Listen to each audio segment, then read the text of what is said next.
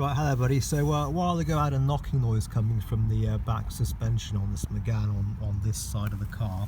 So I had a look underneath, and when I did, my attention was initially drawn to this bush because the suspension, this bit, seemed to be hanging low on the bush.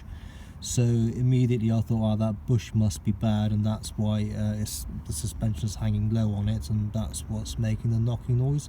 But actually it turned out to be something completely different. So at around the same time, the car was also making a bit of a knocking noise from the front suspension, which I'd initially just assumed was like an anti-roll bar link or something like that. It was a much sort of lighter knock than from the back, and it was intermittent anyway. So I didn't think they were connected in any way. But when we put the car up on the ramp, it turned out that actually this spring here was actually broken. And as you can see, this is a new one that's been fitted now. And actually the fact that this spring was broken, and the fact that this was making the car obviously lower on this side, was actually causing that deflection on the back suspension, and thereby, you know, making it knock, and thereby creating that noise.